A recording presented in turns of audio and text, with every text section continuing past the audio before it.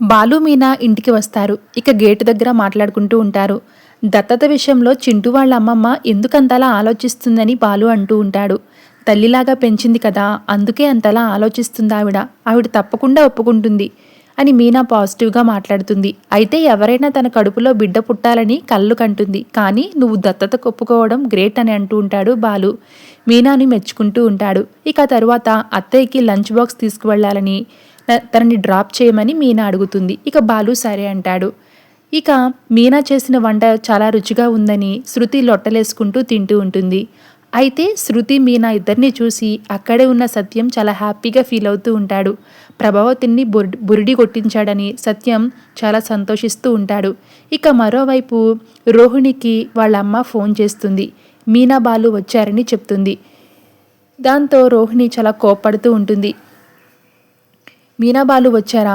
చింటూని పక్కింటికి పంపించేశాను. నువ్వు చెప్పినట్లే వాళ్ళకి నేను ఏమీ చెప్పలేదు, కానీ వెళ్తూ వెళ్తూ ఒక మాట అన్నారు. చింటూకి అమ్మ లేదు కదా, మేం దత్తత తీసుకుంటామన్నారు అని సుగుణమ్మ చెప్తుంది. అడుగుతారని తెలుసు, వాళ్ళందుకే అక్కడికి వచ్చారు అని నాకు తెలుసు. నువ్వైతే వాళ్ళను తిట్టి పంపేశావు కదా అని రోహిణి అంటే, నేనెందుకు తిడతానమ్మా, వాళ్ళు మంచి ఉద్దేశంతోనే అడిగారు కదా అని సుగుణమ్మ అంటుంది. వాళ్ళ ఉద్దేశం మంచిదే కావచ్చు, కానీ నా కొడుకుని దత్తత తీసుకుంటాను అంటే నేను ఒప్పుకోను అని నీకు తెలుసు కదా అని రోహిణి అంటుంది. కానీ వాళ్ళు చింటూపై చాలా ప్రేమ చూపిస్తున్నారు. వాళ్లతో ఉంటే చింటూ భవిష్యత్తు బాగుంటుందని అనిపిస్తుంది అని సుగుణమ్మ అంటే రోహిణి సీరియస్ అవుతుంది. చూస్తుంటే నువ్వే వెళ్ళి చింటూని వాళ్లకు ఇచ్చేసేలా ఉన్నావు అని తిడుతుంది. నిజంగానే అదే చేస్తాను అని సుగుణమ్మ బదులిస్తుంది. వాడు నా కొడుకు, నువ్వెలా నిర్ణయం తీసుకుంటావు అని రోహిణి కోపంగా అడిగితే, వాడిని నేను పెంచాను, నాకు కాకపోతే వాడి మీద ఇంకెవరికి హక్కు ఉంటుంది? ఇంకా చెప్పాలంటే నీ కొడుకనే నేను చెప్పేదాకా ఎవరికీ తెలియదు అని సుగుణమ్మ షాకిస్తుంది.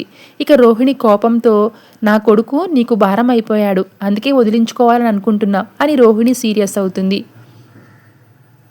కానీ సుగుణమ్మ నచ్చచెప్పడానికి ప్రయత్నిస్తుంది. నువ్వు మాటలు చెప్తున్నావు కానీ ఏది చేయవు.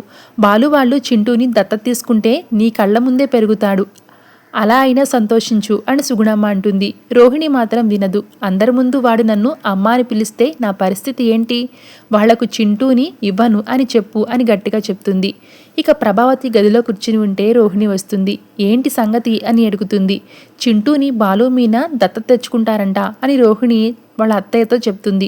వద్దు అని ముందే చెప్పాం కదా, మళ్ళీ ఏంటి అని ప్రభావతి అంటుంది.